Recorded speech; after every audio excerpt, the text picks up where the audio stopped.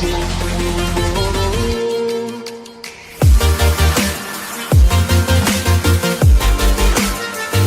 Friends,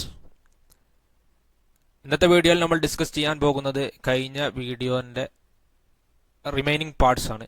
കഴിഞ്ഞ വീഡിയോയിൽ നമ്മൾ ഡിസ്കസ് ചെയ്തിട്ടുള്ളത് എങ്ങനെയാണ് ഒരു സെൻറ്റൻസ് സ്റ്റേറ്റ്മെൻ്റ് ആവുക അല്ലെങ്കിൽ പ്രപ്പോസിഷൻ ആവുക, അതായത് തന്നിരിക്കുന്ന ഒരു സെൻറ്റൻസ് പ്രപ്പോസിഷൻ ആണോ അല്ലയോ എന്നുള്ളതിനെ കുറിച്ചിട്ടാണ് നമ്മൾ കഴിഞ്ഞ ക്ലാസ്സിൽ അല്ലെങ്കിൽ കഴിഞ്ഞ വീഡിയോയിൽ നമ്മൾ ഡിസ്കസ് ചെയ്തിരുന്നത്. കഴിഞ്ഞ വീഡിയോയുടെ അവസാനത്തിൽ നമ്മൾ ഒരു ക്വസ്റ്റ്യൻ വെച്ചിട്ടാണ്, ഈ ഒരു 6 ക്വസ്റ്റ്യൻ വെച്ചിട്ടാണ് നമ്മൾ അവസാനിപ്പിച്ചിരുന്നത്. അപ്പോൾ ആ ഒരു ക്വസ്റ്റ്യൻ്റെ ആൻസറുകളിലേക്ക് നമുക്ക് ആദ്യമായിട്ട് പോകാം. അതായത് ഫസ്റ്റ് ക്വസ്റ്റ്യൻ എന്ന് പറയുന്നത് x+2 is positive. x+2 is positive, അത് പ്രപ്പോസിഷൻ ആണോ അല്ലെങ്കിൽ പ്രപ്പോസിഷൻ അല്ലേ എന്നുള്ളതാണ് നമ്മൾ ചെക്ക് ചെയ്യേണ്ടത്. നമ്മൾ കഴിഞ്ഞ വീഡിയോയിൽ ഡിസ്കസ് ചെയ്തിരുന്നു. അതിൻ്റെ ആ ഒരു വീഡിയോ കാണാത്തവർക്ക് ഈ ഒരു വീഡിയോൻ്റെ ഡിസ്ക്രിപ്ഷൻ ബോക്സിൽ അതിന് ലിങ്ക് ഉണ്ടാകും. അപ്പോൾ x+2 ഈസ് പോസിറ്റീവ്, എക്സ് എന്ന് പറയുന്നിട്ടുള്ള എന്തല്ല, ഡിഫൈൻ ചെയ്തിട്ടില്ല. അതുകൊണ്ട് തന്നെ ആ എക്സ് എന്ന് പറയുന്നത് എന്താവാം, നെഗറ്റീവ് ആവാം അല്ലെങ്കിൽ എന്താവാം, പോസിറ്റീവ് ആവാം. അപ്പോൾ x+2 ഈസ് പോസിറ്റീവ് എന്നുള്ളത് എന്താണ്, ഒന്നെങ്കിൽ അത് ബോത്ത് ട്രൂ ഓർ ഫാൾസ് ആയതുകൊണ്ട് അതെന്തല്ല, സ്റ്റേറ്റ്മെന്റ് അല്ല.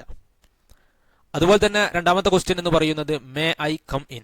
നമ്മൾ പറഞ്ഞു ഒരിക്കലും ഒരു ക്വസ്റ്റ്യൻ ആയിട്ടുള്ള ഒരു സെന്റൻസ് എന്താവില്ല, പ്രപ്പോസിഷൻ ആവുകയില്ല, അത് സ്റ്റേറ്റ്മെന്റ് ആവുകയില്ല. അതുകൊണ്ട് തന്നെ രണ്ടാമത്തെ എന്താണ്, നോട്ട് എ സ്റ്റേറ്റ്മെന്റ്. അതുപോലെ തന്നെ മൂന്നാമത്തേത് എന്ന് പറയുന്നത് logic is interesting. Logic is interesting, അത് സ്റ്റേറ്റ്മെന്റ് ആവുന്നു എന്നുള്ളത് കൊണ്ട് ചിലപ്പോൾ ഒരു ഡൗട്ട് ഉണ്ടാകാം, ഇത് സ്പെസിഫൈ ചെയ്തിട്ടില്ലല്ലോ എന്നുള്ളതൊക്കെ. അപ്പോൾ ലോജിക് ഈസ് ഇൻട്രസ്റ്റിംഗ് എന്ന് പറയുന്നത് എന്നെ സംബന്ധിച്ചിടത്തോളം ലോജിക് ഇൻട്രസ്റ്റിംഗ് ആണെങ്കിൽ അതെന്തായിരിക്കും, ട്രൂ ആയിരിക്കും. നിങ്ങളെ സംബന്ധിച്ചിടത്തോളം ലോജിക് എന്ന് പറയുന്നത്, മാത്തമാറ്റിക്കൽ ലോജിക് എന്ന് പറയുന്നത് ഇൻട്രസ്റ്റിംഗ് അല്ലെങ്കിൽ അതെന്തായിരിക്കും, അതിന്റെ ട്രൂത്ത് വാല്യൂ എന്ന് പറയുന്നത് ഫാൾസ് ആയിരിക്കും. അപ്പോൾ ട്രൂത്ത് വാല്യൂ എന്താവാം, ഫാൾസ് ആവാം അല്ലെങ്കിൽ എന്താവാം, ട്രൂ ആ. നമ്മൾ പറഞ്ഞു ഒരു സ്റ്റേറ്റ്മെന്റ് എന്ന് പറയുന്നത് എന്തായിരിക്കും, ഒന്നെങ്കിൽ അത് ട്രൂ ആയിരിക്കണം അല്ലെങ്കിൽ എന്തായിരിക്കണം, ഫാൾസ് ആയിരിക്കണം. ഈ ഒരു കണ്ടീഷനിൽ എന്താണ്, നമുക്ക് ആ ഒരു ട്രൂത്ത് വാല്യൂ നമുക്ക് അവൈലബിൾ ആണ്. അപ്പോൾ ഈ ഒരു സ്റ്റേറ്റ്മെന്റ് എന്ന് പറയുന്നത് അല്ലെങ്കിൽ ഈ സെന്റൻസ് എന്ന് പറയുന്നത് എന്താണ്, മൂന്നാമത്തെ ക്വസ്റ്റ്യനിൽ ആ സെന്റൻസ് എന്ന് പറയുന്നത് എന്താണ്, സ്റ്റേറ്റ്മെന്റ് ആണ്.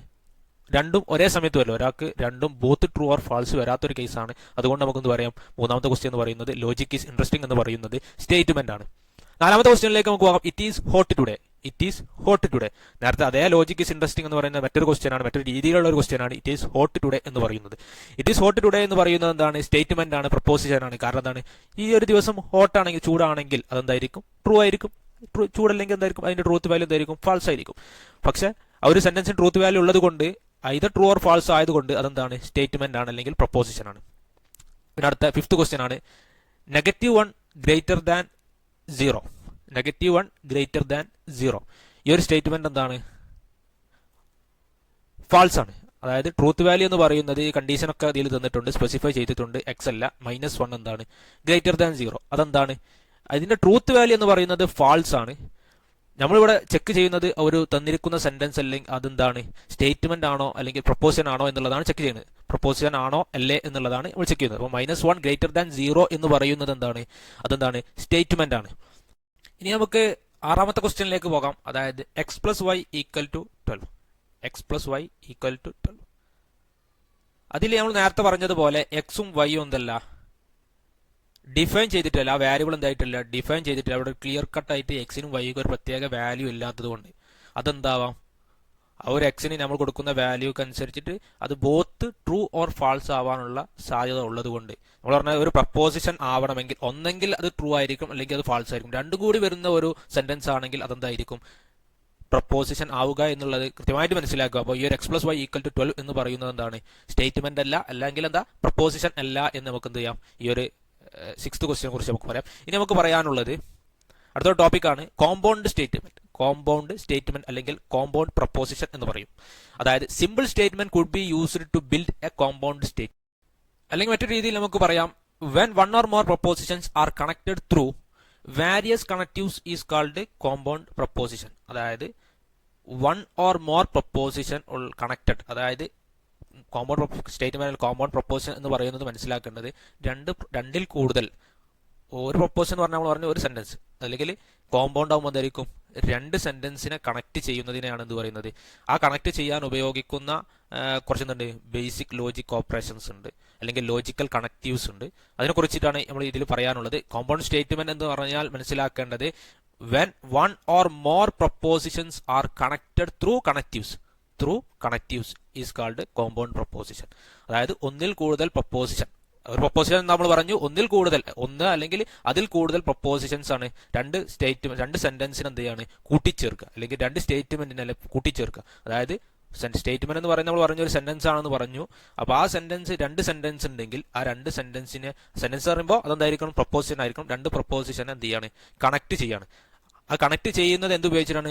വാരിയസ് കണക്റ്റീവ്സ് ഉപയോഗിച്ച്, കുറച്ച് കണക്റ്റീവ്സ് ഉണ്ട്, ലോജിക്കൽ കണക്റ്റീവ്സ് എന്ന് പറയുന്ന ആ കണക്റ്റീവ്സ് ഉപയോഗിച്ചിട്ടാണ് നമ്മൾ എന്ത് ചെയ്യുന്നത് കണക്ട് ചെയ്യുന്നത്. അത്തരത്തിലുള്ള സ്റ്റേറ്റ്മെന്റുകളാണ് നമ്മൾ പറയുന്നത് കോമ്പൗണ്ട് സ്റ്റേറ്റ്മെന്റ് അല്ലെങ്കിൽ കോമ്പൗണ്ട് പ്രപ്പോസിഷൻ എന്ന് പറയുന്നത്. ഒന്നുകൂടി ക്ലിയർ ആക്കുക. അതായത് കോമ്പൗണ്ട് സ്റ്റേറ്റ്മെന്റ് എന്ന് പറയുന്നത് എന്താണ്? ഒന്നോ അല്ല അതിൽ കൂടുതലോ പ്രപ്പോസിഷൻ തമ്മിൽ കൂട്ടിച്ചേർക്കുക. അതായത് എക്സാമ്പിളിലേക്ക് പോയാൽ നമുക്ക് ഒന്നുകൂടി മനസ്സിലാക്കാൻ പറ്റും. അതായത് ഒരു എക്സാമ്പിൾ എന്ന് പറയുന്നത് റോസസ് ആർ റെഡ്. അതായത് ഒരു സെന്റൻസ് ആണ് റോസസ് ആർ റെഡ്. ഈ റോസസ് ആർ റെഡ് എന്ന് പറയുന്നത് എന്താണ്? പ്രപ്പോസിഷൻ ആണ്, സ്റ്റേറ്റ്മെന്റ് ആണ്. രണ്ടാമത്തെ എക്സാമ്പിൾ എന്ന് പറയുന്നത് വയലറ്റ്സ് ആർ ബ്ലൂ എന്ന് പറയുന്നത് എന്താണ്? മറ്റൊരു പ്രപ്പോസിഷൻ ആണ്. ഈ ഞാൻ പറഞ്ഞ രണ്ട് സ്റ്റേറ്റ്മെന്റ് അല്ലെ രണ്ട് പ്രപ്പോസിഷനെ കൂട്ടിച്ചേർക്കാൻ നമ്മൾ ഉപയോഗിക്കുന്ന ഒരു കണക്റ്റീവ്സ് ആണ്, ലോജിക്കൽ കണക്റ്റീവ്സ് ആണ് എന്ത് ആൻഡ് എന്ന് പറയുന്നത്. അതായത് നമുക്ക് ആ രണ്ട് സെന്റൻസിന് ഈ രൂപത്തിൽ പറയാം: roses are red and violet are blue.